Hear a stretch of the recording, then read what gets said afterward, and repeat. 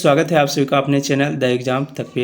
Friend, आज के इस वीडियो में हम लोग बिहार पुलिस के लिए री एग्ज़ाम जो अगस्त में होने वाली है उसके लिए प्लेटफॉर्म वॉल्यूम 2 का जो कि रुक्मिणी पब्लिकेशन का है वॉल्यूम 2 का जो है प्रैक्टिस शीट कवर कराने वाले हैं।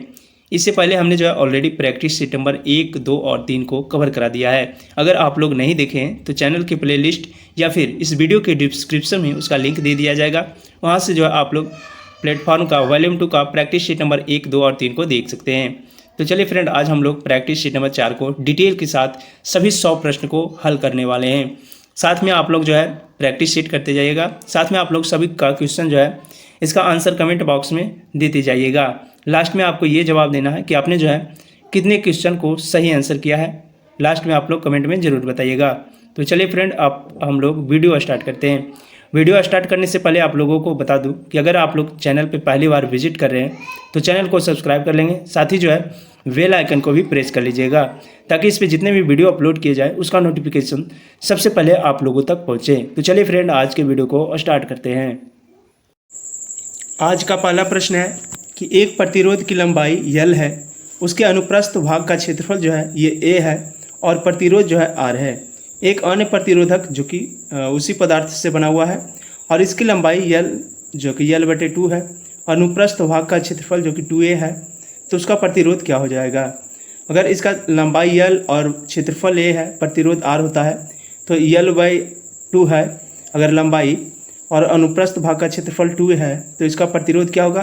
तो प्रतिरोध जो कि R1 बराबर न्यू R1 बराबर क्या हो जाएगा, तो यल 1 बटे A1, यानी यल बटे यल कितना है, तो यल बाई 2 न्यू यल बाई 2 गुने क्षेत्रफल बटे में आएगा तो 1 बटे 2a, यानी इसका राइट आंसर कितना आ जाएगा, ये यल बटे 4a, यानी इसका प्रतिरोध जो आ जाएगा ये आ जाएगा R बाई 4। तो इसका राइट आंसर जो है ये हो जाएगा option number B R by 4। और प्रतिरोध की बात करें तो प्रतिरोध का ऐसा मात्रक जो होता है ये ओम होता है। R बराबर क्या फार्मूला आएगा, R बराबर फार्मूला होता है V बटे I। R जो कि प्रतिरोध है और विभवांतर जो कि V है, विद्युत धारा जो कि I है। अगला प्रश्न है कि निम्नलिखित में से कौन सी जो है यांत्रिक तरंगे हैं। यांत्रिक तरंगे की बात करें, ध्वनि तरंगे जो है ये यांत्रिक तरंगे हैं और ध्वनि तरंगे जो कि अनुदैर्ध्य तरंगे होती है, ये जो है दो भागों में इसे बांटा जाता है, यांत्रिक तरंगे और एक अयांत्रिक तरंगे या फिर जो है विद्युत चुंबकीय तरंगे। तो ये सारे पॉइंट को आप लोग याद रखिएगा।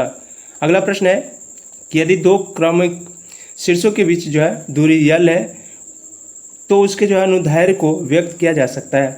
दो शीर्षों के बीच के मान लिया जाए ये इस तरह से जो है तरंगे हैं, इसके दो शीर्षों के बीच की दूरी जो है ये यल है, तो इसकी जो है इसके द्वारा तरंगदैर्ध्य को व्यक्त किया जा सकता है। तो ये जो है व्यक्त किया जा सकता है, ये व्यक्त किया जा सकता है यल के द्वारा। यल ऑप्शन नंबर 20 का राइट आंसर हो जाएगा।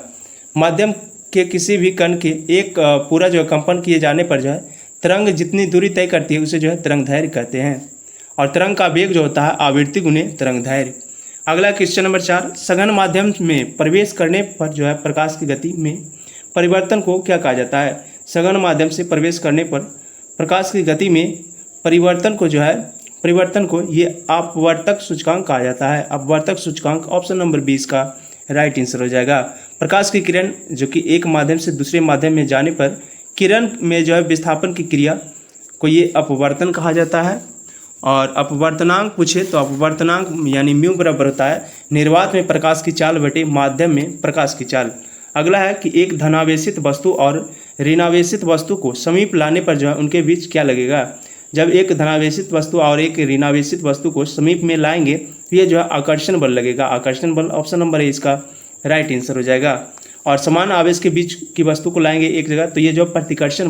अगला क्वेश्चन है कि what is the type of report. Report की बात करें तो रिपोर्ट जो है ये दो प्रकार के होते हैं, इनफॉर्मल रिपोर्ट और दूसरा जो है फॉर्मल रिपोर्ट। तो इसमें फॉर्मल दिया हुआ है तो फॉर्मल ऑप्शन नंबर है इसका राइट आंसर हो जाएगा। अगला है रिपोर्ट्स शुड प्रीफेरेबली राइट, तो इसका राइट आंसर जो है सिक्वेंटायर मैनर, ऑप्शन नंबर है इसका राइट आंसर हो जाएगा।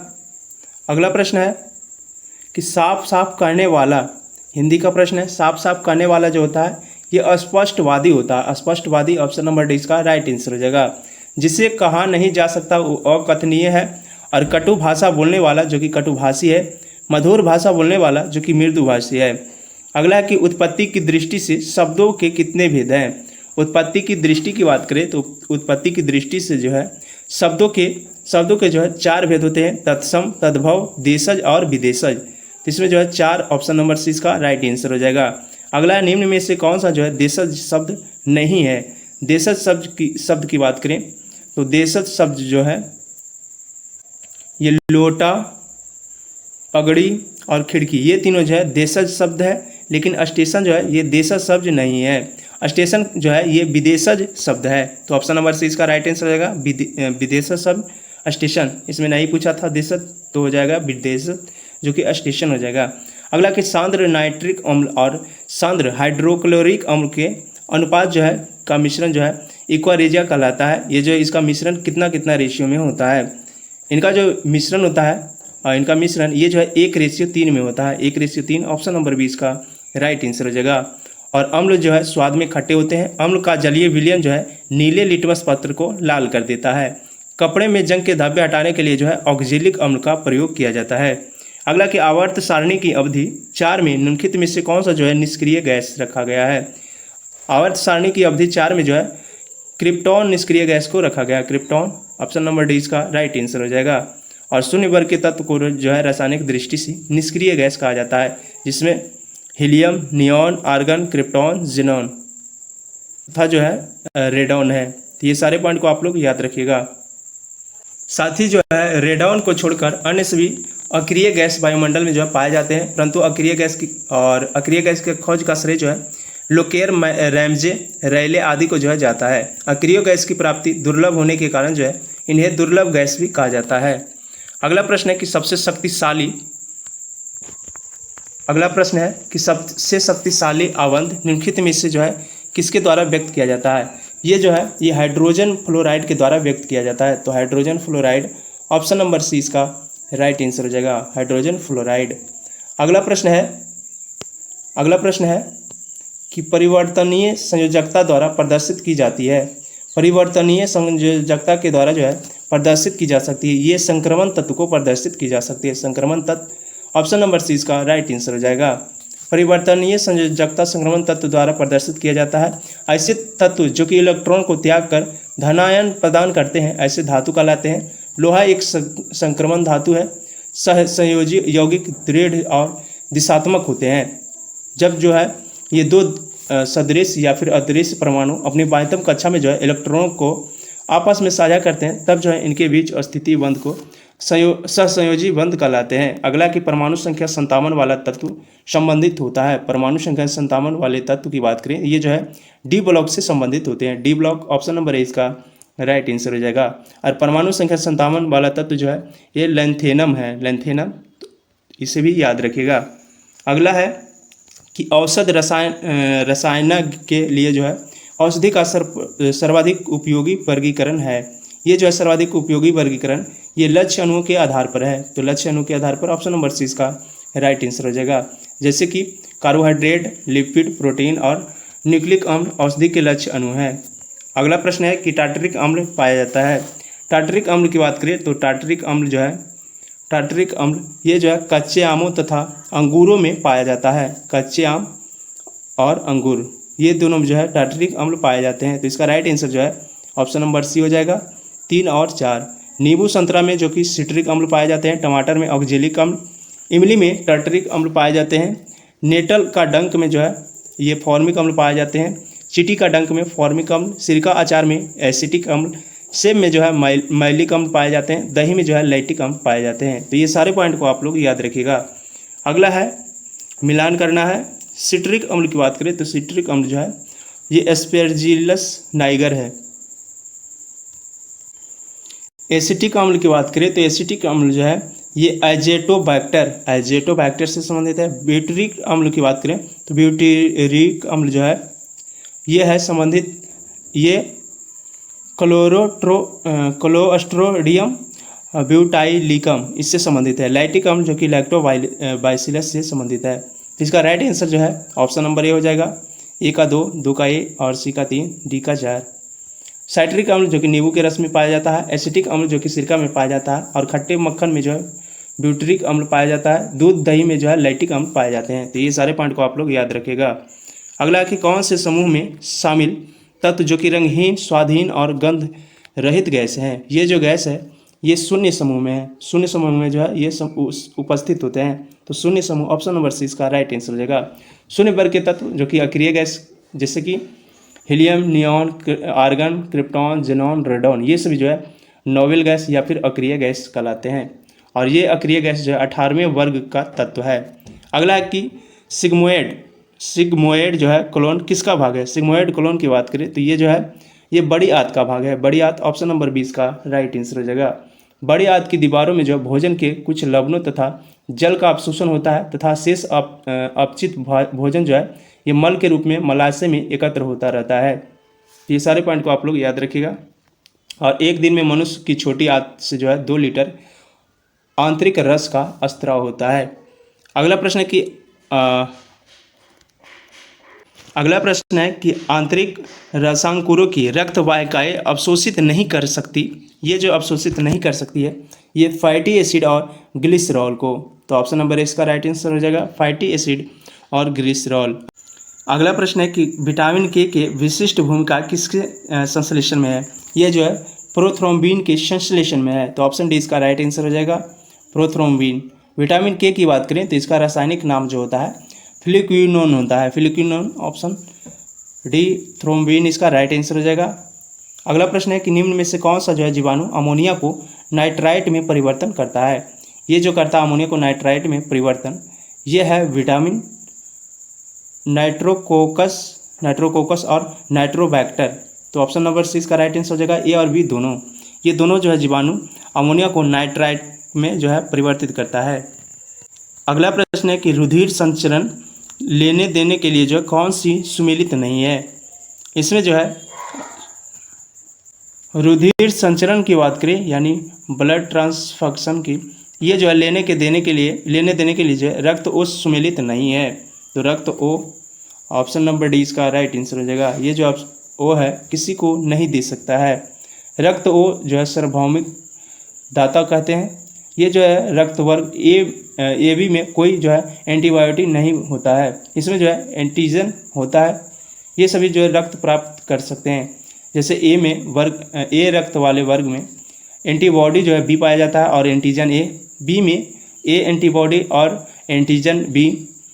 ए बी की बात करें इसमें जो है कोई भी एंटीबॉडी नहीं पाया जाता। एंटीजन जो है ए और बी पाया जाता है। ओ की बात करें तो ओ में जो है ए और बी एंटीबॉडी पाया जाता है परंतु जो है ये कोई भी एंटीजन नहीं पाए जाते हैं। अगला है कि शरीर के किन भागों में जो है रक्त का प्रवाह तेज होता है। रक्त का प्रवाह की बात करें, रक्त का प्रवाह जो है तेज ये जो है महाधमनी में होता है। महाधमनी ऑप्शन सी इसका राइट आंसर हो जाएगा। महाधमनी में जो है रक्त का प्रवाह तेज होता है। धमनी में शुद्ध रक्त का प्रवाह होता है जबकि शिरा की बात करें तो इसमें जो है अशुद्ध रक्त का प्रवाह होता है। यकृत जो है शरीर का सबसे बड़ा आंतरिक अंग है। यह जो है वसा के पायसीकरण के लिए पित्त रस का स्त्राव करती है। अगला प्रश्न है कि इनमें से कौन सा जो है शैवाल समुद्र पानी में बहुत गहराई में मिल सकता है।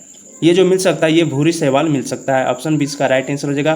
प्रकाश के कारण समुद्र में हरे, भूरे और लाल रंग के शैवालों का वितरण जो विभिन्न गहराइयों में मिलता है। लाल शैवाल अधिक गहराई तथा जो है भूरे और सुनहरे शैवाल जो कि उससे कम में मिलता है, जबकि हरे शैवाल का वितरण जो है ये गहराई तक मिलता है। शैवालों का अध्ययन जो कि फाइकोलॉजी कहलाता है। तो आप लोग जो है ये सारे पॉइंट को याद रखिएगा। और पृथ्वी पर सर्वाधिक ऑक्सीजन का जो है उत्पादन शैवाल से है। अगला कि अधिकांश कीटों में लिंग निर्धारण का प्रकार है। अधिकांश कीटों में लिंग निर्धारण के प्रकार की बात करें ये जो है एक्सो प्रकार है, XY प्रकार है, ZW प्रकार है। यानी उपर्युक्त में से सभी जो है ऑप्शन नंबर डी इसका राइट आंसर हो जाएगा। अगला प्रश्न है कि पादप विषाणुओं में प्रायः होते हैं। पादप विषाणुओं की बात करें इसमें जो है इसमें प्रायः RNA पाए जाते हैं। RNA ऑप्शन नंबर सी इसका राइट आंसर हो जाएगा। पादप विषाणु भी अन्य विषाणु की तरह जो है अंतःकोशिकीय परजीवी को परिशोधित करते हैं। तंबाकू में पाए जाने वाले तंबाकू जो कि मोजोक वायरस पादप में जो है खोजा जाने वाला पहला वायरस है। ककड़ी जो है कि ककड़ी में ये ककड़ी मोजेविक वायरस पाया जाता है। जौ में जौ पीला बोना वायरस और टमाटर में टमाटर स्पॉटेड विल्ड वायरस और आलू में जो है पोटैटो स्पिंडल ट्यूबर बेरॉयड वायरस। तो ये सारे पॉइंट को आप लोग याद रखिएगा। और फ्रेंड मैं बता दूं, अगर आप लोगों को जिस भी क्वेश्चन का आंसर पता है आप लोग उसका जवाब कमेंट बॉक्स में दे सकते हैं। अगला प्रश्न है कि एलन के नियम के अनुसार ठंडे जलवायु वाले स्तनधारियों के पास होते हैं। इसके अनुसार जो है ठंडे जलवायु वाले स्तनधारियों के पास छोटे कान और छोटे पाद होते हैं। तो ऑप्शन डी इसका राइट आंसर हो जाएगा। स्तनधारी जो है अंतर्रोस्मी जानवर है। गर्म क्षेत्र के स्तनधारियों की तुलना में ठंडे क्षेत्र के जो है स्तनधारी होते हैं ये छोटे हाथ पैर के होते हैं। तो ये आप लोग याद रखिएगा। अगला है कि वैज्ञानिक प्रक्रिया जिसके द्वारा जो है फसल पौधे को कुछ वांछनीय पोषक तत्वों से जो है समृद्ध किया जाता है कहलाता है। ये जो कहलाता है ये बायोफोर्टिफिकेशन कहलाता है। बायोफोर्टिफिकेशन ऑप्शन नंबर सी इसका राइट आंसर हो जाएगा। अगला प्रश्न है कि एक मैथ का क्वेश्चन है कि एक संख्या दूसरी संख्या से 50% अधिक है। एक संख्या मान लिया जाए 100 है तो दूसरी संख्या कितना है, ये 150 है। एक संख्या दूसरी संख्या से 50% अधिक है, यानी पहली संख्या जो है 50% अधिक है तो पहली संख्या 150 मान लेते हैं, दूसरी संख्या 100 मान लेते हैं। तो दूसरी संख्या पहली संख्या से कितना प्रतिशत कम है, कितना कम है तो 50 कम है, कितना में कम है तो 150 में कम है, गुने 100, 50 दूनी 100, 50 या 150 यानी 100/3 यानी 33.1/3% जो है ये कम है। तो ऑप्शन नंबर 20 का राइट आंसर हो जाएगा। अगला है कि निम्नलिखित संख्या का माध्यिका ज्ञात करना है। तो इसे जो है बढ़ते क्रम में पहले लिखेंगे। तो इसमें जो है टोटल कितनी संख्या 1 2 3 4 5 6 7 8 9 10 टोटल 10 संख्या है। तो पहले लिखाएगा 16 17 18 19 20 फिर कितना है तो ये 25 है। 1 2 3 4 5 6 5 6 को जोड़ लेंगे तो आएगा कितना 45/2 यानी जो है 22.5। इसका right answer option number D आ जाएगा। माध्यिका ज्ञात करने का फॉर्मूला जो होता है, फॉर्मूला माध्यिका बराबर होता है n/2वां पद प्लस n/2 + 1वां पद और बटे 2 होता है। यानी 5वां और 6ठा पद को जोड़ेंगे तो इसका जो है 45/2 आएगा जो कि 22.5 इसका राइट आंसर हो जाएगा। अगला प्रश्न है निम्नलिखित व्यंजक का मान ज्ञात करना है। पहले जो है रेकडिंग वाला करना है और छोटी ब्रैकेट वाला। तो पहले 5 3 8 हो जाएगा, 5 3 8 और 8 जो है 6 में घटाएंगे तो -2, -2 जब ये माइनस से गुना होगा तो प्लस आ जाएगा। तो 9 + 2 हो जाएगा, 9 + 2 यहाँ पे हो जाएगा, 9 + 2 यहाँ तक क्रिया हो गया, 9 2 11, 11 गुना 8 करेंगे तो 50 माइनस 88 और इसमें जब घटाएंगे तो -38 इसका राइट आंसर जाएगा।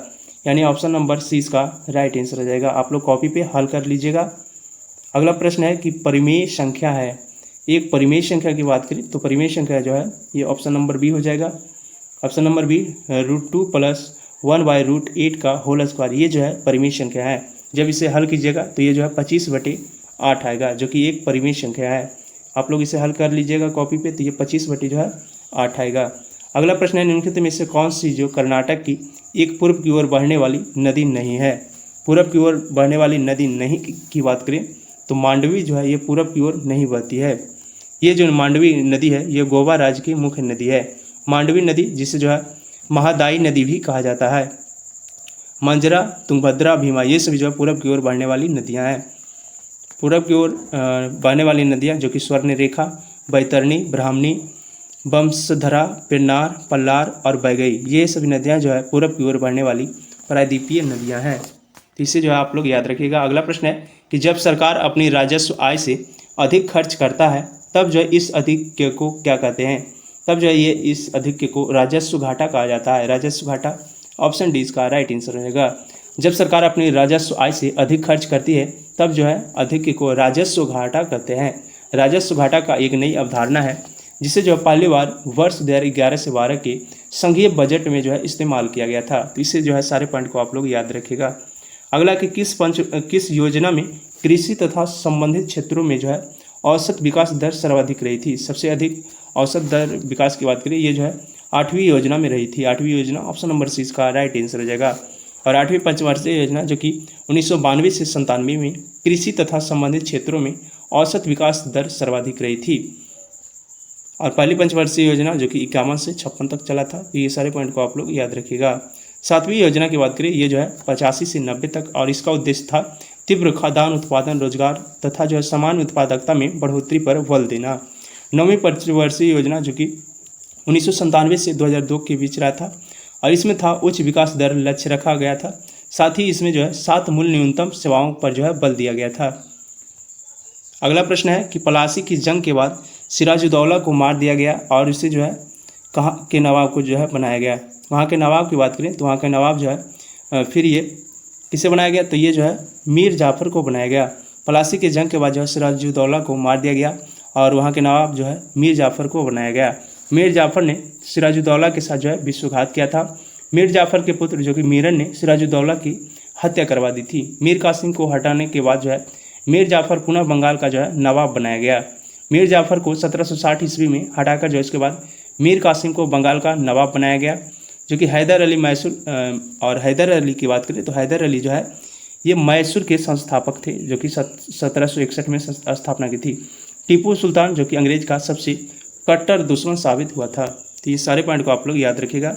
अगला प्रश्न है कि 1919 में महात्मा गांधी ने किस प्रस्ताव के खिलाफ जो है एक राष्ट्रव्यापी सत्याग्रह आंदोलन चलाने का फैसला किया था। ये किए थे 1919 में महात्मा गांधी जी के द्वारा जो है रॉलेट एक्ट के खिलाफ जो है राष्ट्रव्यापी सत्याग्रह आंदोलन चलाने की फैसला की थी। तो Rowlatt act option number B इसका राइट आंसर हो जाएगा। 6 अप्रैल 1919 को महात्मा गांधी ने रॉलेट एक्ट के विरोध में जो है राष्ट्रव्यापी आंदोलन चलाया था। महात्मा गांधी का भारत में रॉलेट एक्ट के विरोध में चलाया गया ये जो प्रथम ऑल इंडिया लेवल का आंदोलन था। रॉलेट एक्ट को गांधी जी ने काला कानून भी कहा था। तो ये सारे पॉइंट को आप लोग याद रखिएगा। और यहाँ पे बात करें साइमन कमीशन की, तो साइमन कमीशन का गठन जो है 8 नवंबर 1927 को हुआ था। 6 अप्रैल 1930 ईस्वी को नमक सत्याग्रह से जो है सविनय अवज्ञा आंदोलन प्रारंभ किया गया था। पिट्स ऑफ इंडिया एक्ट जो कि 1784 में लाया गया था। तो ये सारे पॉइंट को आप लोग याद रखिएगा। अगला है मैथ का क्वेश्चन। दो संख्याओं का अनुपात जो है ये 3:2 में है। यदि पहली संख्या दूसरी संख्या से जो है 8 और 6 घटा दिया जाता है, कोई संख्या है 3x और 2x है। अगर पहली संख्या जो 3x है इसमें 8 घटाया जाए और दूसरी संख्या जो है 2x इसमें 6 घटाया जाए तो अनुपात जो है 8:5 हो जाता है। तो तिरछा हम लोग गुना करेंगे तो 5 या 15x माइनस 40 बराबर 8 दूनी 16x और माइनस 48। जब इधर ले जाएंगे तो x बराबर आ जाएगा, इसको इधर लाएंगे तो 8 हो जाएगा, यानी x का मान जो है 8 आ रहा है। तो पूछ रहा है संख्या ज्ञात कीजिए। पहली संख्या जो है 8 या 24 हो जाएगा और दूसरी संख्या 8 दूनी 16। इसका राइट आंसर जो है ऑप्शन नंबर डी हो जाएगा। तो आप लोग जो है कॉपी पे बढ़िया से बना लीजिएगा। अगला कि राज्यसभा के सदस्य के रूप में जो है चुने जाने के लिए किसी व्यक्ति की न्यूनतम आयु कितनी होनी चाहिए। किसी व्यक्ति की न्यूनतम आयु जो है राज्यसभा चुने जाने के लिए 30 वर्ष होनी चाहिए। 30 वर्ष ऑप्शन नंबर सी इसका राइट आंसर हो जाएगा। राज्यसभा जो है उच्च सदन कहलाता है और राज्यसभा में जो है राज्य व संघ राज्य क्षेत्र के प्रतिनिधि होते हैं। राज्यसभा का नाम जो है 1954 में पूर्व राज्य परिषद था। राज्यसभा एक निरंतर चलने वाली अस्थायी संस्था है और राज्यसभा के सदस्यों का कार्यकाल जो होता है ये 6 वर्षों का होता है। तो आप लोग जो है सारे पॉइंट को याद रखिएगा। वर्तमान समय में जो है राज्यसभा के अधिकतम जो है 245 सदस्य हैं और राज्यसभा में कुल अधिकतम सदस्यों की संख्या जो है 250 निर्धारित की गई है। राज्यसभा के अध्यक्ष या फिर प्रदेश सभापति जो कि उपराष्ट्रपति होती हैं। अगला है कि किस संवैधानिक संशोधन अधिनियम में शहरी स्थानीय शासन से जो है संबंधित संवैधानिक प्रावधान किए गए हैं। ये जो किए गए हैं ये 74वां संविधान संशोधन 1992 के द्वारा किए गए हैं। तो ऑप्शन ए इसका राइट आंसर हो जाएगा 74वां संविधान संशोधन 1992। 74वां संविधान संशोधन जो है ये नया भाग जो है 9 के ये जो है भाग 9 के क में जोड़ा गया है। संविधान के भाग 9 के क में नगर पालिका से संबंधित अनुच्छेद जो कि 243 त से 243 या 6 तक जो है जोड़े गए हैं। 74वां संविधान संशोधन में जो है 12वीं अनुसूची जोड़ी गई है। 12वीं अनुसूची में जो है नगर पालिका से संबंधित 18 विषय वस्तुओं का जो है उल्लेख किया गया है। आधुनिक भारत ब्रिटिश काल के दौरान जो है स्थानीय नगर प्रशासन अस्तित्व में आई थी। 1688 में जो है भारत का पहला नगर निगम मद्रास में स्थापित हुआ था। तो ये सारे पॉइंट को आप लोग याद रखिएगा। और पटना नगर निगम की स्थापना जो कि 1952 में किया गया था।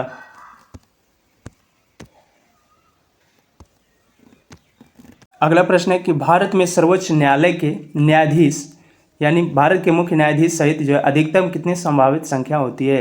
इसके अधिकतम संभावित संख्या जो होती है ये 34 होती है। 34 ऑप्शन नंबर सी इसका राइट आंसर हो जाएगा। इसमें जो है 2019 के उच्चतम न्यायालय के कुल न्यायाधीशों की संख्या जो है 31 से बढ़ाकर 34 कर दी गई 2019 में। मूलतः उच्चतम न्यायालय के न्यायाधीशों की संख्या जो है 8 निश्चित थी। भारतीय संविधान के भाग 5 में जो है अनुच्छेद 124 से 147 तक जो है उच्चतम न्यायालय के गठन, स्वतंत्र न्याय क्षेत्र, शक्तियाँ, प्रक्रिया आदि का जो है उल्लेख मिलता है। उच्चतम न्यायालय के न्यायाधीश का कार्यकाल जो है संविधान में तय नहीं है, लेकिन जो 65 वर्ष की आयु तक जो है पद पर बना रह सकता है। और वर्तमान में जो है भारत के मुख्य न्यायाधीश ये धनंजय चंद्रचूड़ हैं, जो कि DY चंद्रचूड़ कहा जाता है। अगला कि भारतीय संविधान के किस अनुच्छेद के तहत जो है भारत के सर्वोच्च न्यायालय की स्थापना हुई थी। भारत के सर्वोच्च न्यायालय की स्थापना जो है यह अनुच्छेद 124 के तहत हुई थी। अनुच्छेद 124 ऑप्शन बी इसका राइट आंसर हो जाएगा। भारत के उच्चतम न्यायालय का उद्घाटन 28 जनवरी 1950 को किया गया था और उच्चतम न्यायालय ने जो है ब्रिटेन के प्रिवी काउंसिल का स्थान जो है ग्रहण किया था। ये सारे पॉइंट को आप लोग याद रखिएगा। अगला प्रश्न है कि भारतीय संविधान के निम्नलिखित अनुच्छेदों में से कौन सा अनुच्छेद जो है राष्ट्रपति चुनाव की प्रक्रिया से संबंधित है। राष्ट्रपति चुनाव की प्रक्रिया जो है ये अनुच्छेद 55 में इसका वर्णन मिलता है। अनुच्छेद 72 में राष्ट्रपति की क्षमादान की शक्तियाँ संबंधित है। 78 जो है ये सूचना प्रदान करने से संबंधित प्रधानमंत्री के दायित्व से संबंधित है। अनुच्छेद 60 की बात करें तो ये जो है राष्ट्रपति द्वारा शपथ ग्रहण के संबंधित इसमें जो प्रावधान मिलते हैं। अगला कि भारतीय संविधान का निम्नलिखित में से कौन सा अनुच्छेद जो है राष्ट्रीय आपातकाल से संबंधित है। राष्ट्रीय आपातकाल की बात करें तो इसका संबंध जो है यह अनुच्छेद 252 से है। 352 ऑप्शन है इसका राइट आंसर हो जाएगा। 352 जो कि राष्ट्रीय आपातकाल से संबंधित है। अनुच्छेद 352 के तहत जो है राष्ट्रपति राष्ट्रीय आपातकाल की घोषणा करते हैं, जो कि युद्ध, बाह्य आक्रमण, सशस्त्र विद्रोह ये सभी के आधार पर जो है राष्ट्रपति राष्ट्रीय आपातकाल की घोषणा करते हैं। राष्ट्रीय आपातकाल जो कि अनुच्छेद 352 के तहत, राष्ट्रपति शासन अनुच्छेद 356 के तहत और वित्तीय आपातकाल जो कि 360 के तहत किया जाता है। अगला प्रश्न है निम्नलिखित में से किसे जो है राज्य मानवाधिकार आयोग का अध्यक्ष या फिर किसी अन्य सदस्य को हटाने का अधिकार प्राप्त है। ये जो अधिकार प्राप्त है ये प्राप्त है भारत के राष्ट्रपति के पास। भारत के राष्ट्रपति ऑप्शन नंबर डी इसका राइट आंसर हो जाएगा। अगला प्रश्न है कि राज्य लोक सेवा आयोग के अध्यक्ष और अन्य सदस्यों की नियुक्ति कौन करता है। राज्य लोक सेवा आयोग तथा अन्य सदस्यों की नियुक्ति जो है ये करते हैं राज्य के राज्यपाल। ऑप्शन नंबर डी इसका राइट आंसर हो जाएगा, राज्य के राज्यपाल। अगला है कि भारत में निम्नलिखित में से कौन जो है सर्वोच्च है। सर्वोच्च की बात करें तो भारत में जो सर्वोच्च है ये है भारतीय संविधान। ऑप्शन नंबर डी इसका राइट आंसर हो जाएगा। भारत में कानून की शक्ति का मुख्य स्रोत जो है संविधान है। भारत में प्राय सभी महत्वपूर्ण पदों का सृजन संविधान के अधीन हुआ है। संविधान का निर्माण जो है संविधान सभा द्वारा किया गया है। संविधान की शक्ति का स्रोत जो है भारत की जनता हो जाता है। संविधान की अंतिम व्याख्याता और जो है संरक्षक उच्चतम न्यायालय है। तो ये सारे पॉइंट को आप लोग याद रखिएगा। और फ्रेंड अगर वीडियो आप लोगों को अच्छी लग रही है तो वीडियो को लाइक कर देंगे और चैनल को अभी तक सब्सक्राइब नहीं किए हैं तो चैनल को भी सब्सक्राइब कर देंगे। साथ ही फ्रेंड अपने दोस्तों के साथ भी अधिक से अधिक शेयर कर दीजिएगा। अगला प्रश्न है कि भारतीय संविधान की प्रस्तावना में प्रयुक्त निम्नलिखित में से कौन सा जो है शब्द पद का अर्थ ये विशेषाधिकार का अभाव है। इसका जो राइट आंसर है ऑप्शन नंबर ए हो जाएगा समानता। भारतीय संविधान की प्रस्तावना में प्रयुक्त समानता शब्द पद का अर्थ है विशेषाधिकार का अभाव। संविधान की प्रस्तावना में समता का अर्थ है समाज के किसी भी वर्ग के लिए विशेषाधिकारों का अभाव एवं जो है बिना भेदभाव के हर व्यक्ति को समान अवसर प्रदान करना। प्रस्तावना में उल्लेखित समता के जो है 3 आयाम शामिल हैं, नागरिक, राजनीतिक और आर्थिक। भारतीय संविधान की समानता, स्वतंत्रता और बंधुता फ्रांस के संविधान से लिया गया है। तो ये सारे पॉइंट को आप लोग याद रखिएगा। अगला निम्नलिखित में से कौन सा देश जो है बिम्स्टेक का सदस्य नहीं है। बिम्स्टेक की बात करें, बिम्स्टेक में जो है ये सदस्य हैं भारत, थाईलैंड, म्यांमार, नेपाल, बांग्लादेश, श्रीलंका और भूटान। इसमें नहीं की बात करें तो इसमें जो है मालदीव शामिल नहीं है। तो मालदीव ऑप्शन नंबर डी इसका राइट आंसर हो जाएगा। अगला है कि किस भारतीय राज्य की मुख्य भूमि का तटरेखा जो है सबसे लंबी है। मुख्य भूमि का सबसे लंबी तटरेखा जो कि गुजरात राज्य का है। गुजरात ऑप्शन नंबर डी इसका राइट आंसर हो जाएगा, जिसकी कुल तटीय लंबाई जो कि 1214.7 किलोमीटर है। भारत में सबसे छोटी तट रेखा वाला राज्य जो कि गोवा है। और भारत के 9 राज्य जो है तट रेखा से लगते हैं। गुजरात, महाराष्ट्र, गोवा, आंध्र प्रदेश, कर्नाटक, तमिलनाडु, उड़ीसा, केरल एवं पश्चिम बंगाल। भारत के कुल स्थल सीमा की लंबाई जो कि 15,106.7 किलोमीटर है, जिसमें जो है भूमि के तटीय लंबाई वो 61 किलोमीटर है, 6100 किलोमीटर है। साथ ही जो है द्वीपों में शामिल कुल तटीय भाग का लंबाई जो कि 7516.6 किलोमीटर जो है लंबी है। ये सारे पॉइंट को आप लोग याद रखिएगा, जो कि एग्जाम के दृष्टिकोण से मोस्ट इंपॉर्टेंट है। अगला कि गोबी मरुस्थल निम्नलिखित में से किस महाद्वीप में स्थित है। गोबी की बात करें तो गोबी मरुस्थल जो है ये एशिया महाद्वीप में स्थित है। एशिया ऑप्शन नंबर डी इसका राइट आंसर हो जाएगा। गोबी मरुस्थल का विस्तार जो है मंगोलिया और चीन में है। कालाहारी मरुस्थल जो कि बोत्सवाना अफ्रीका में स्थित है। तकला मकान मरुस्थल जो कि सिंकियांग जो कि चीन में स्थित है। आटाकामा मरुस्थल जो कि उत्तरी चिली में स्थित है, जो कि दक्षिणी अमेरिका में स्थित है। सहारा मरुस्थल जो कि उत्तरी अफ्रीका में स्थित है। यह जो है विश्व का सबसे विशाल मरुस्थल है। अगला कि कौन सी वैज्ञानिक खाद जो है अनाज क्रांति से संबंधित है, जिसने जो है शांति के लिए जो नोबेल पुरस्कार प्राप्त किए हैं। ये जो प्राप्त किए हैं ये किए हैं डॉक्टर N.E. वॉरलॉग। तो ऑप्शन नंबर 20 का राइट आंसर हो जाएगा डॉक्टर N.E. वॉरलॉग। ये जो है खाद्य अनाज क्रांति से संबंधित है, जिसने जो है शांति के लिए नोबेल पुरस्कार प्रदान किया है। हरित क्रांति, उच्च गुणवत्ता वाले बीज, रासायनिक उर्वरक व जो है नगरीय सिंचाई आधारित कृषि उत्पादन के एक नींव जो है ये प्रक्रिया नवीन प्रक्रिया है।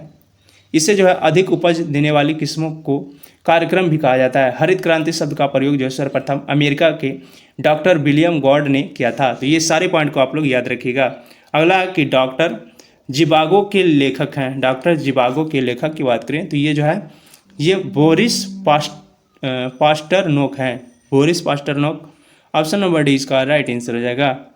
बोरिस पास्टरनोक जो है एक रूसी कवि एवं लेखक है, जिन्हें जो है 1958 में डॉक्टर जिवागो पुस्तक की रचना के लिए साहित्य का नोबेल पुरस्कार प्रदान किया गया था। अगला प्रश्न है कि प्रतिवर्ष अंतर्राष्ट्रीय लोकतंत्र दिवस कब मनाया जाता है। प्रतिवर्ष अंतर्राष्ट्रीय लोकतंत्र दिवस जो है ये 15 सितंबर को मनाया जाता है। 15 सितंबर ऑप्शन नंबर ए इसका राइट आंसर हो जाएगा। 16 सितंबर को ओजोन परत संरक्षण दिवस मनाया जाता है और 17 सितंबर को जो है अंतर्राष्ट्रीय देसी संगीत दिवस मनाया जाता है। विश्व बांस दिवस जो कि प्रतिवर्ष 18 सितंबर को मनाया जाता है। तो आप लोग जो है सारे पॉइंट को याद रखिएगा। अगला कि भारत का पहला प्रमुख समाचार पत्र जो कि बंगाल गजट किस वर्ष शुरू किया गया। बंगाल गजट की बात करें तो ये जो है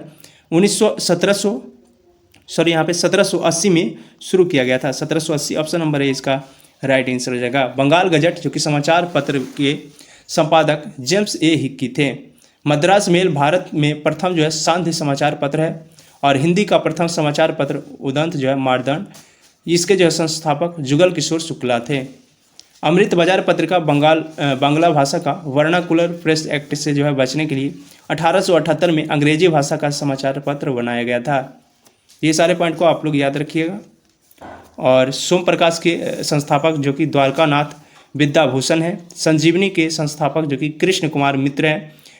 नेशनल पेपर के संस्थापक जो कि देवेंद्र नाथ टैगोर हैं। वंग दर्शन के संस्थापक जो कि बंकिम चंद्र चटर्जी हैं।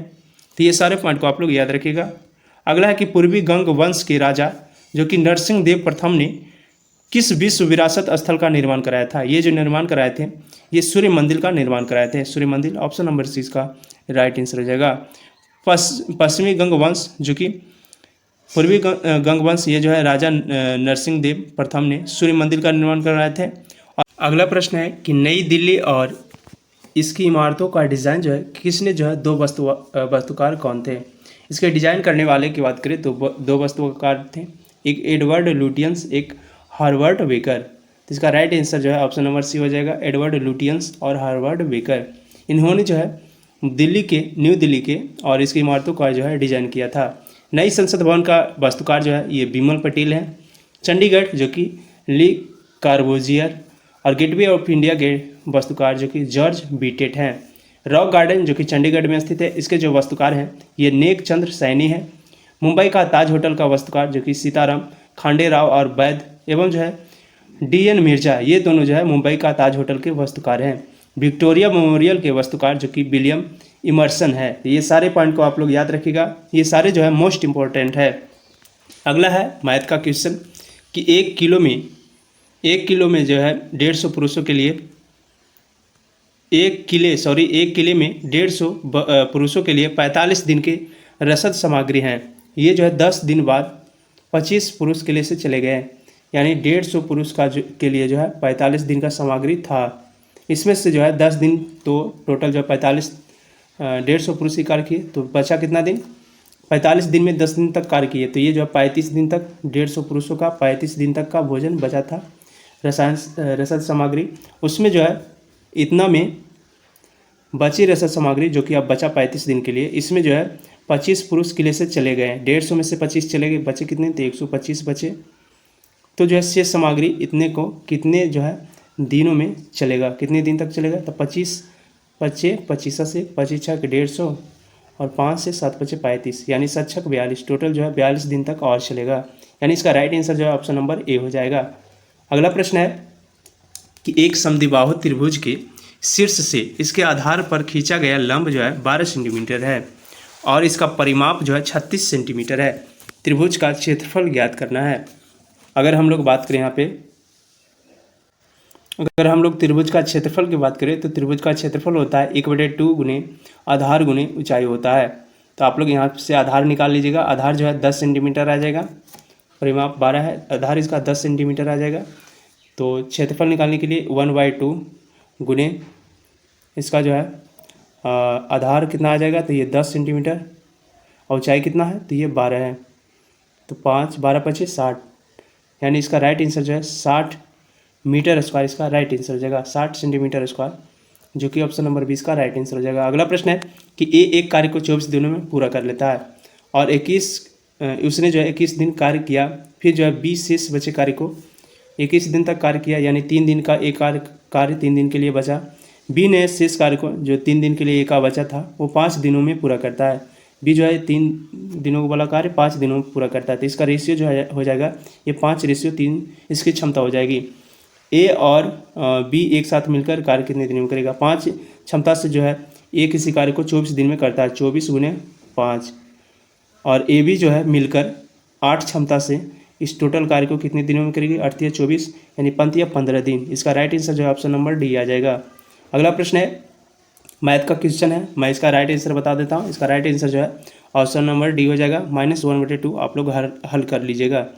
अगला प्रश्न है बामन ताश के पत्तों की एक गड्डी में से काले रंग की बादशाह और बेगम निकाले जाते शेष बचे हुए पत्तों को अच्छी तरह फेंटकर एक पत्ता निकाला जाता है। इस पत्ते के हुक्म का पत्ता होने की प्रायिकता ज्ञात करें। इसका राइट आंसर जो है ऑप्शन नंबर, इसका राइट आंसर डी हो जाएगा, 11/48। आप लोग कॉपी पे बना लीजिएगा। अगला प्रश्न है कि 16 महाजन पदों के बारे में किस बौद्ध ग्रंथ की जानकारी मिलता है? ये जो जानकारी मिलता है ये अंगुत्तर निकाय में मिलता है। अंगुत्तर निकाय ऑप्शन नंबर ए इसका राइट आंसर हो जाएगा।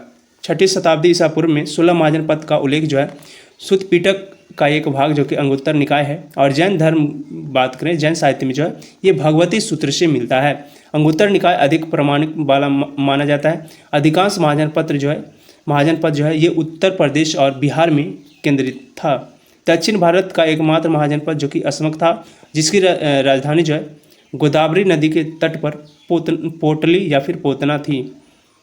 तो ये सारे पॉइंट को आप लोग याद रखिएगा। इन पुस्तकों से जो है अशोक के द्वारा 99 भाइयों की हत्या का भी जो है उल्लेख मिलता है। अगला प्रश्न है कि श्रीलंका को किस वर्ष जो है आज़ादी मिली थी? श्रीलंका की आज़ादी की बात करें ये जो है 1948 में मिली थी, भारत को 1947 में, और श्रीलंका को जो है 4 फरवरी 1948 को सिलोन को डोमिनियन ऑफ सिलोन के लिए जो है ये स्वतंत्र प्रदान की गई थी। श्रीलंका के पहले सिलोन नाम से जो है जाना जाता था। ब्रिटिश सरकार ने श्रीलंका का नाम जो है सिलोन रखा था तथा जो है वर्ष 1972 में सिलोन का नाम बदलकर श्रीलंका कर दिया गया। तो ये सारे पॉइंट को आप लोग याद रखिएगा। तुर्की की राजधानी का नाम क्या है? तुर्की की राजधानी की बात करें, इसकी राजधानी का नाम जो है ये अंकारा है। अंकारा ऑप्शन नंबर से इसका राइट आंसर हो जाएगा। तुर्की का अब नया नाम जो है तुर्की रखा गया है। तुर्की का राष्ट्रीय चिन्ह जो कि चांद तारा है। तुर्की की मुद्रा जो कि तुर्किश लीरा है। और वेलिंगटन जो कि न्यूजीलैंड की राजधानी है। तस्मान सागर जो कि ऑस्ट्रेलिया और न्यूजीलैंड के मध्य स्थित है। कैनबरा जो कि ऑस्ट्रेलिया की राजधानी है। और ऑस्ट्रेलिया में आने वाली उष्णकटिबंधीय चक्रवात ये जो है विली विली कहते हैं। अगला प्रश्न है कि ग्रेट लीप फॉरवर्ड की बात करें, इसकी अभियान का संबंध जो है किससे है? इस अभियान का संबंध की बात करिए जो है चीन की अर्थव्यवस्था में औद्योगिकरण को बढ़ावा देना, इससे जो है संबंधित है। तो ऑप्शन नंबर 20 का राइट आंसर हो जाएगा। अगला प्रश्न है प्रसिद्ध पर्वतीय स्टेशन जो कि कोडाई कनाल जो कि कहाँ स्थित है। कोडाई कनाल की बात करें तो कोडाई कनाल जो है ये पालनी हिल्स में स्थित है। पालनी हिल्स ऑप्शन नंबर 20 का राइट आंसर हो जाएगा। पालनी हिल्स जो कि तमिलनाडु राज्य में स्थित एक पहाड़ी है। पालनी हिल्स जो है कि पश्चिम घाट और इलायची पहाड़ियों की पूर्वी विस्तार है।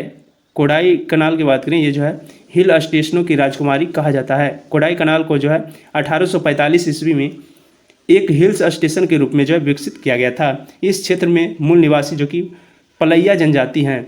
अगला प्रश्न है कि सरकार अनिवार्यतः जो है कितनी फसलों के लिए न्यूनतम सार्थक मूल्य जो कि एमएसपी की घोषणा करती है। ये जो है टोटल 23 फसलों के लिए जो है एमएसपी की घोषणा करते हैं। 23 ऑप्शन नंबर है इसका राइट आंसर हो जाएगा। कृषि लागत एवं मूल्य आयोग द्वारा न्यूनतम समर्थक मूल्य घोषित किया जाता है। 1965 ईस्वी में कृषि मूल्य आयोग के गठन जो किया गया था और 1985 ईस्वी में कृषि मूल्य आयोग का नाम बदलकर जो है कृषि लागत और मूल्य आयोग कर दिया गया। तो ये सारे पॉइंट को आप लोग याद रखिएगा।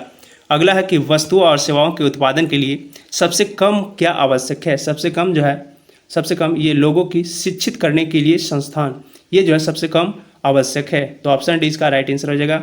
इसके लिए जो है कार्य करने के लिए लोग आवश्यक हैं, उपकरण, कच्चा माल और धन आवश्यक है, भूमि और अन्य प्राकृतिक संसाधन ये सभी जो है ये आवश्यक है, परंतु लोगों को शिक्षित करने के लिए संस्थान ये जो आवश्यक नहीं है। अगला प्रश्न है भारतीय अंतर्राष्ट्रीय खिलाड़ी जो कि के.एम. बीनामोल किस खेल से संबंधित है। के.एम. बीनामोल की बात करें तो के.एम. बीनामोल जो है इनका संबंध जो है ये एथलेटिक्स है। एथलेटिक्स से जो है ये संबंधित है। तो एथलेटिक्स ऑप्शन नंबर से इसका राइट आंसर हो जाएगा। अगला है कि जीवीए अर्थव्यवस्था के किसी क्षेत्र, उद्योग या प्रखंड में उत्पादित वस्तुओं और सेवाओं के मूल्यों की माप जो है जीवीए का पूर्ण रूप क्या है। जीवीए की बात करें तो जीवीए का पूर्ण रूप जो है gross value added. Gross value added यानी इसका राइट आंसर जो है ऑप्शन नंबर ए हो जाएगा ग्रॉस वैल्यू एडेड। जीवीए की बात करें विधि द्वारा जो जीवीए विधि द्वारा सभी आर्थिक घटकों द्वारा जो है अर्जित आय का अनुमान प्राप्त होता है। जीवीए जो है ये माध्यम से किसी अर्थव्यवस्था के विभिन्न क्षेत्रकों का तुलनात्मक अध्ययन करना बेहतर होता है। अगला प्रश्न है कि एमएसपी में जो है वृद्धि ने किसानों को मोटे अनाज के उत्पादन से जो है खालिस्तान के उत्पादन के लिए भूमि को तैयार करने के लिए जो मजबूर किया है। ये जो किया है ये गेहूं और चावल के उत्पादन के लिए जो है मजबूर किया है। तो ऑप्शन नंबर सी इसका राइट आंसर हो जाएगा गेहूं और चावल। एमएसपी की बात करें तो इसका पूर्ण रूप जो होता है मिनिमम सपोर्ट प्राइस।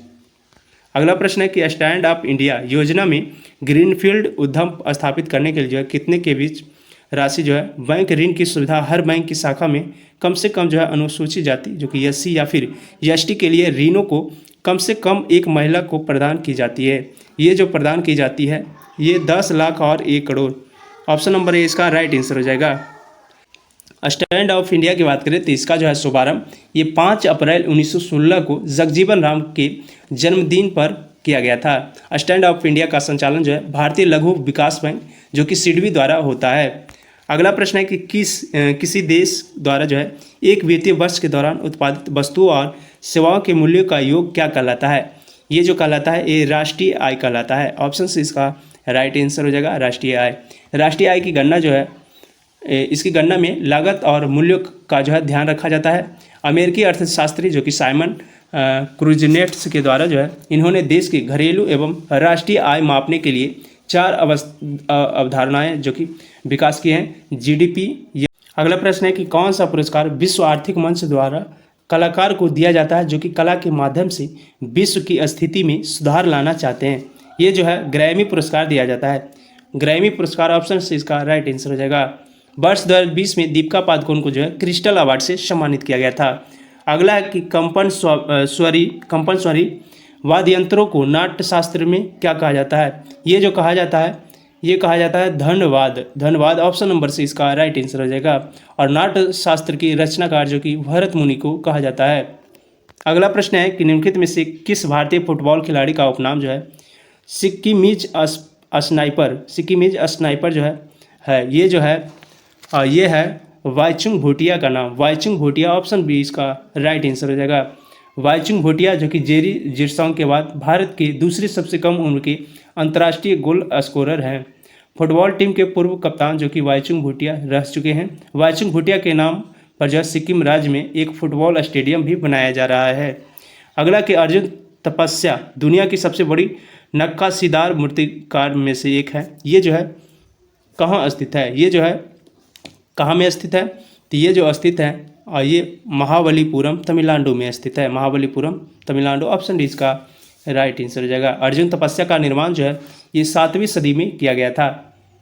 अगला प्रश्न है कि ब्रिटेन के प्रधानमंत्री ऋषि सुनक जो है इनके द्वारा 2023 में पॉइंट ऑफ लाइट अवार्ड से किस भारतीय को सम्मानित किया गया।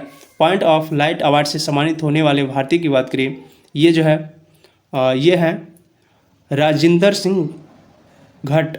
सिंह घट्टा, ऑप्शन है इसका राइट आंसर हो जाएगा। राजेंद्र सिंह घट्ट को जो है ब्रिटेन के प्रधानमंत्री ऋषि सुनक द्वारा जो है पॉइंट ऑफ लाइट अवार्ड से सम्मानित किया गया है। रविंदर सिंह घट्ट द्वितीय विश्व युद्ध में लड़ने वाले अंतिम जीवित सिख सैनिकों में से एक थे। अगला प्रश्न है कि जून 2023 में 16वां विशेष ओलंपिक खेल का आयोजन जो है किस देश में हुआ है। ये जो आयोजन हुआ है ये जर्मनी में हुआ है, जर्मनी बर्लिन में, जो कि 16वां विशेष ओलंपिक खेल का आयोजन किया गया है, जो कि जून 2023 में किया गया है। विश्व ओलंपिक का आयोजन जो है हर 2 सालों में आयोजित किया जाता है।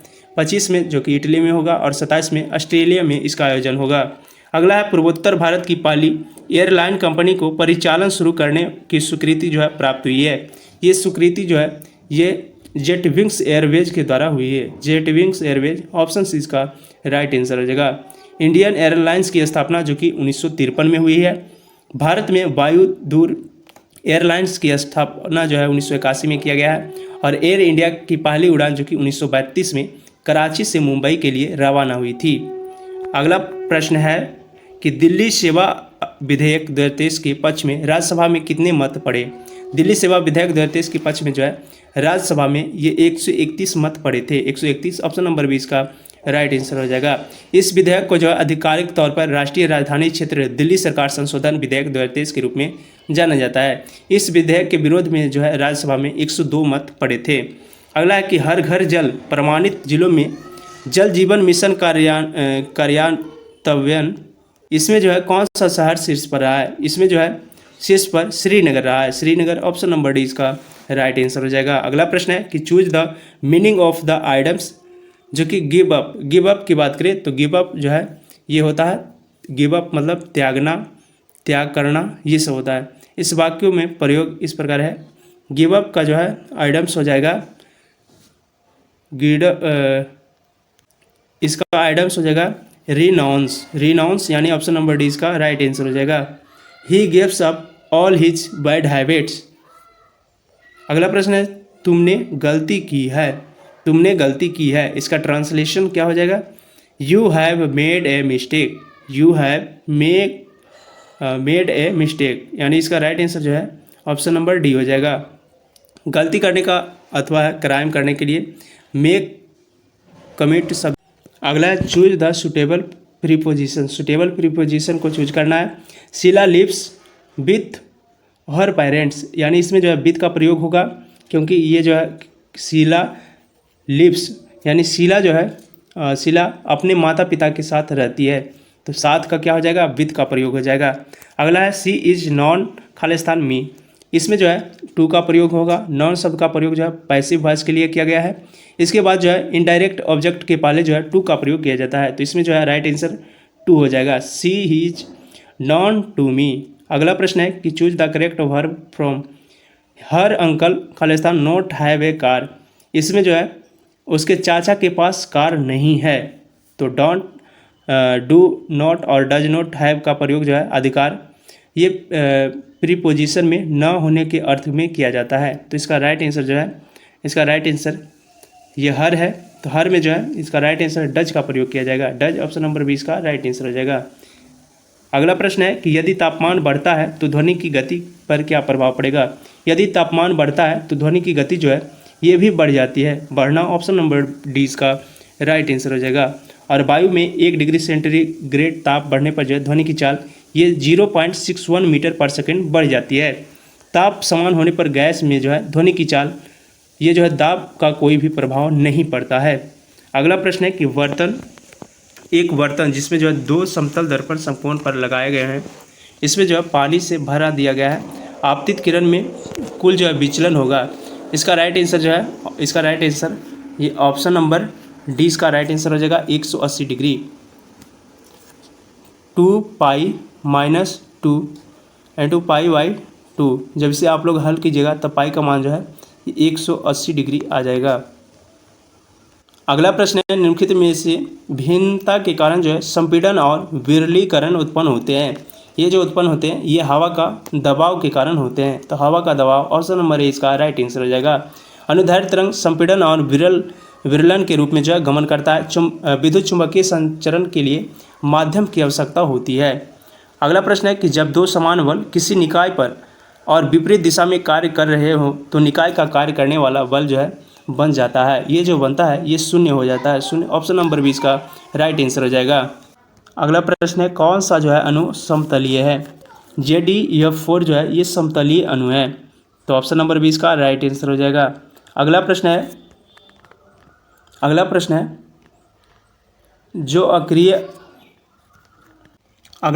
जो क्रिया अभी हो रही हो उसे कहते हैं। जो क्रिया अभी हो रही है ये जो है ये तत्कालिक वर्तमान कहलाता है। तत्कालिक वर्तमान ऑप्शन 20 का राइट आंसर हो जाएगा। क्रिया के जिस रूप में वर्तमान काल की क्रिया का सामान्य रूप में पाया जाता है ये जो सामान्य वर्तमान काल कहलाता है। अगला प्रश्न है कि आग शब्द है। आग शब्द की बात करें तो आग जो है ये तद्भव शब्द है। तद्भव ऑप्शन नंबर 20 का राइट आंसर हो जाएगा। तद्भव शब्द का अर्थ होता है संस्कृत भाषा के वे शब्द जो कुछ परिवर्तन के साथ जो है हिंदी शब्दावली में आ गए हैं, इसे जो है तद्भव शब्द कहा जाता है। अगला प्रश्न है कि उसने कहा था लेकिन नहीं आया, इसमें जो है कौन सा वाक्य है। उसने कहा था लेकिन नहीं आया, इसमें जो है इसमें संयुक्त वाक्य है। संयुक्त ऑप्शन नंबर 20 का राइट आंसर हो जाएगा। संयुक्त वाक्य होता है जिस वाक्य में 2 या 2 से अधिक स्वतंत्र जो है साधारण वाक्य या फिर प्रधान उपवाक्य उपस्थित हो, इसे जो है संयुक्त वाक्य कहलाते हैं। अगला है क्वेश्चन नंबर 100 कि निम्न में से कौन सा जो है गुणवाचक विशेषण नहीं है। गुणवाचक विशेषण की बात करें तो काली, गोल, अच्छा, ये सभी जो है गुणवाचक विशेषण है, परंतु कुछ जो है ये गुणवाचक विशेषण नहीं है। कुछ जो है ये मात्रात्मक या फिर संख्यात्मक विशेषण है। तो इसका right answer option number D हो जाएगा। फ्रेंड, हमने जो है आज के इस वीडियो में टोटल 100 के 100 प्रश्न को डिटेल के साथ कवर कराया है। अगर आपको वीडियो अच्छी लगी तो वीडियो को लाइक कर देंगे और चैनल को अभी तक सब्सक्राइब नहीं किए हैं तो चैनल को भी सब्सक्राइब कर देंगे। साथ ही आप लोगों से एक रिक्वेस्ट है कि आप लोग जो है अधिक से अधिक शेयर कीजिए। चलिए फ्रेंड, तो अब हम लोग अगले वीडियो में मिलेंगे। आज के लिए इतना ही। जय हिंद।